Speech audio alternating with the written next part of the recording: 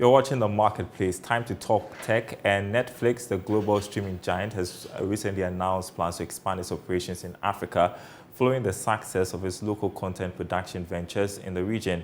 Now, that sounds exciting. And joining me to talk more about this is lead for Eyes of Africa, Henry Kobler. Good afternoon to you, Henry. So let's start off by telling us about the investments Netflix has made in Africa, its success, and this recent announcement to expand operations here.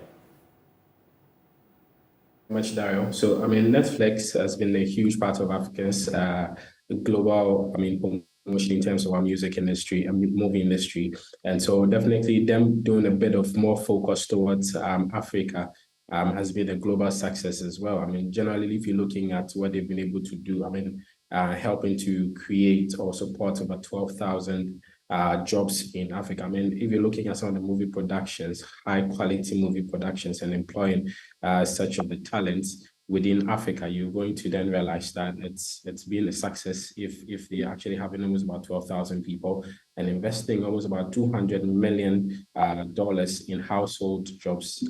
That's really a good one in terms of the GDP towards movies in here. And then looking at how they're going to do it in terms of promotions, it's a good one. For me, my worry would really be how Ghana especially is really being targeted here and also being a beneficiary of this global phenomenon from such a global giant. In a bit, but how would this plan plan to expand, further boost the company's operations, and what's in it for us here in Africa? Africa has a lot of stories to tell. Lots of talent to relatively get into proper production in terms of telling some of these stories and ideas in movies. And so generally, if you're looking at it, we sort of poised and positioned in a very good place to tell a lot of amazing stories. If you're looking at stories like the Black Panther and how basically it's actually churned out, it's been amazing. But how is Africa itself benefiting from that story? Not much. And so we have sort of a lot of stories from cultural dynamics to general lifestyles of Africans. And so that comes in terms of having to unleash the potential of young, talented filmmakers in Africa and writers in Africa.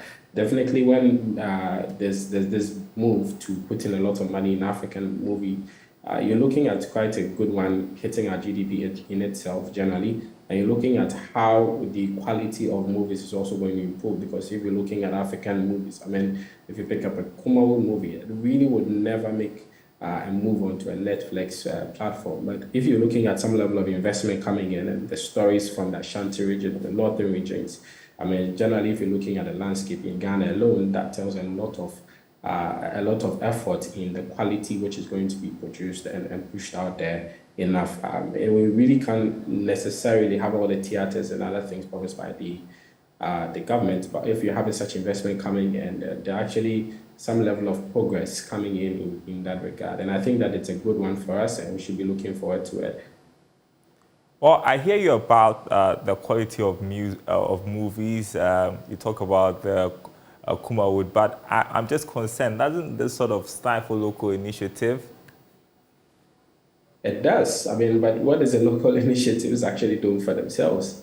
Because the point is that there are stories to be told. Ghana movie industry is not getting the relevant support regardless of the policies that are available. We have very good, amazing policies.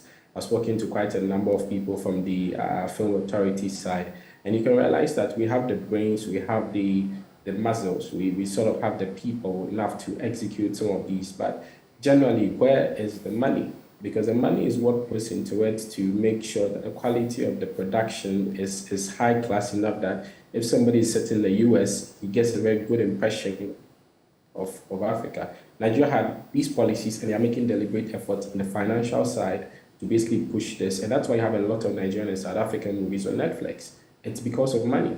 And so you need the money to put in to get the quality. The stories are amazing. The way we tell the stories are amazing. We can do a good job with that. The policies are amazing, but we need the money.